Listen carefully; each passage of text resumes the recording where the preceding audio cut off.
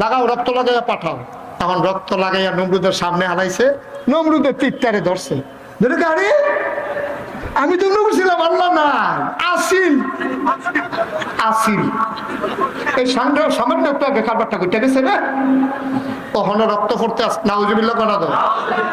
ইব্রাহিম আলাইহিস সালাম দেখেনি মনটা কি খুশি না বেজার, মনটা খারাপ হয়ে গেছে, পানি টলমল টলমল করতে আছে। আল্লাহ এই তান্ডির লোক, এই অসুখের লোক এমনি পারি না, তুমি আবার এই রক্ত লাগাই দিছো, ওখান তো আর কথাই কইতাম পারতাম না। ইব্রাহিম আলাইহিস সালাম কাঁদতে কাঁদতে ঘরে গেছে, জানে মর্দা দিছে, সেজদা দিয়া আল্লাহ এইটাই করো, এটাই করো, তুমি তুমি ইয়া তীরের মতো রক্ত লাগাইছো, কিন্তু তুমি জানো এই অসুখের লোক এমনি পারি না, তুমি আরো দলিল দিয়ে দিছো, তো এটা দিয়ে আমরা খোটা দিব, এটা করছো কিন্তু তুমি। আল্লাহ ডাক দিয়া কয়, ইব্রাহিম রে তুই তোর কাজ চালাই যা, আমার কাজ আমার। ওয়ালা তাহিনু ওয়ালা তাহজানু ওয়া আনতুমুল আ'লাউনা ইন কুনতুম মুমিনিন। ব্রাহ্মণবাড়িয়ার মানুষ, তোমার কাজ তুমি চালাই যাও, দিন কায়েম করা তোমার দায়িত্ব না, তোমার দায়িত্ব হলো চেষ্টা করা। সফলতা দেবেন কে? আমরা আমাদের চেষ্টা করে যাব, রেজাল্ট দেবে আল্লাহ, রেজাল্ট আমাদের হাতে না। আল্লাহ ডাক দিয়া কই, ইব্রাহিম ও ইব্রাহিম তুই তোর কাজ চালাই যা, নমরুদের কাজ করতে আছে, আমি আমার কাজ করতে আছি। মনে রাই করে ও নমরুদ, ওই নমরুদের ব্যাপারে ফয়সালা আসতেছে, একটু ধৈর্য ধর।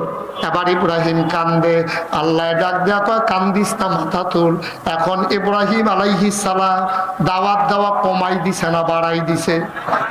বা কথা কয় না, কমাইছে না বাড়াইছে?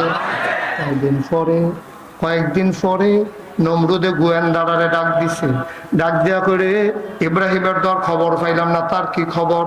আল্লাহ সত্য কথা তো গোপন রেখা লাভ নাই, যেই দিন ইব্রাহিমের আল্লাহরে মাইরা দেখাইছেন এরপরের থেকে ইব্রাহিম আগের আরো বাড়া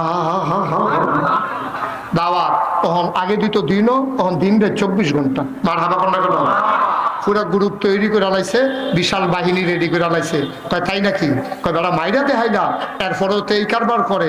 কবি সাহিত্যিকেরা কয় ইসলাম জিন্দা হুতা হয় হার কারবালা কি বাত। প্রতিটি কারবালার পরে ইসলাম মরে যায় না, বরঞ্চ কারবালার পরে ইসলাম আরো জিন্দা হয়। ঠিক কি? প্রতিটি ঘটনার পরে, প্রতিটি মামলা হামলার পরে, যাই বাংলাদেশে সন্ত্রাসী চোর ডাকাত থাকার কথা থানার ভিতরে, জেলখানার ভিতরে, আজকে আফসোসের সাথে আমরা খেয়াল করি, আজকে আলেম ওলামারা জেলখানার ভিতরে চোর ডাকাতেরা সমাজে বাস করে। ঠিক কিনা বলো?